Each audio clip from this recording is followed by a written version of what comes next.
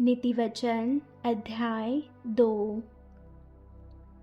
हे मेरे पुत्र, यदि तू मेरे वचन ग्रहण करे और मेरी आज्ञाओं को अपने हृदय में रख छोड़े और बुद्धि की बात ध्यान से सुने और समझ की बात मन लगा कर सोचे और प्रवीणता और समझ के लिए अति यत्न से पुकारे और उसको चांदी के समान ढूंढे और गुप्त धन के समान उसकी खोज में लगा रहे, तो तू यहोवा के भय को समझेगा और परमेश्वर का ज्ञान तुझे प्राप्त होगा, क्योंकि बुद्धि यहोवा ही देता है।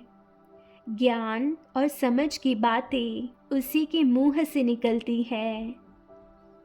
वह सीधे लोगों के लिए खरी बुद्धि रख छोड़ता है।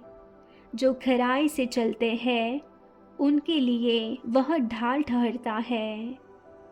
वह न्याय के पथों को देखभाल करता और अपने भक्तों के मार्ग की रक्षा करता है। तब तू धर्म और न्याय और निष्पक्षता को अर्थात सब भली भली चाल को समझ सकेगा, क्योंकि बुद्धि तो तेरे हृदय में प्रवेश करेगी और ज्ञान तुझे सुख देने वाला लगेगा। विवेक तुझे सुरक्षित रखेगा और समझ तेरी रक्षक होगी, ताकि तुझे बुराई के मार्ग से और उलटफेर की बातों के कहने वालों से बचाए। जो खराई के मार्ग छोड़ देते हैं ताकि अंधेरे मार्ग में चले, जो बुराई करने से आनंदित होते हैं और दुष्ट जन की उलटफेर की बातों में मगन रहते हैं, जिनकी चाल चलन टेढ़ी मेढ़ी और जिनके मार्ग बिगड़े हुए हैं। तब तू पराई स्त्री से भी बचेगा, जो चिकनी चुपड़ी बातें बोलती है और अपनी जवानी के साथी को छोड़ देती और जो अपने परमेश्वर की वाचा को भूल जाती है। उसका घर मृत्यु की ढलान पर है और उसकी डगरें मरे हुओं के बीच पहुंचाती है।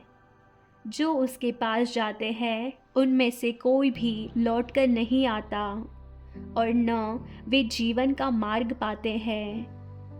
तू भले मनुष्य के मार्ग में चल और धर्मियों के पथ को पकड़े रह, क्योंकि धर्मी लोग देश में बसे रहेंगे और खरे लोग ही उसमें बने रहेंगे।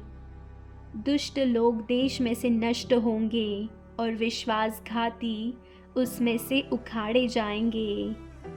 आमीन।